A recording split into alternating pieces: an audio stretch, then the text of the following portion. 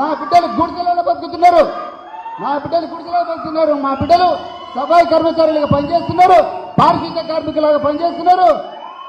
మీరు మాకు లక్షల కోట్ల రూపాయలు బాగున్నారు. ఇప్పుడు 10 లక్షలు ఇచ్చా బంధు నేను చేసిన సార్, మేమిస్తాం మా రాజ్యంలో మీకు బంధు పథకం.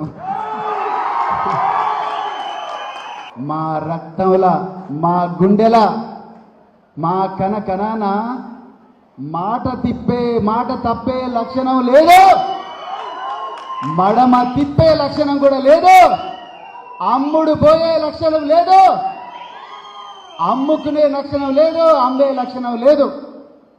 మేము బాబాసాహెబ్ వారసులమండి, బాబాసాహెబ్ వారసులం. మాకు అలాంటి దుర్లక్షణాలు లేవు. కాన్షీరామ్ గారి అంశతో, కాన్షీరామ్ గారి ఆశీస్సుతో పెరుగుతున్న బిడ్డలం మేము. అప్పుడే మన బిడ్డలు ఐఏఎస్లు అవుతారు, అప్పుడే మన బిడ్డలు డాక్టర్లు అవుతారు, అప్పుడే మన బిడ్డలు వైస్ ఛాన్సలర్లు అవుతారు, అప్పుడే మన బిడ్డలు అపర కోటీశ్వర్లు అవుతారు.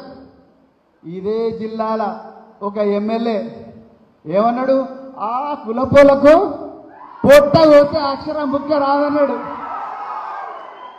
వాళ్ళందరికీ గుణపాఠం కూడా చెప్పాలి మీరు. అలా ఏనుగు గుర్తుతోనే చెప్పాలి, అవునా? ఏమైంది బాబు? కొడపాక, నర్సక్కపల్లి, షాయంపేట, ప్రగతి సింగారం, కంటాత్మకూరు, లాదెల్లా, కౌకొండ, ఏమైంది? నార్లాపూర్,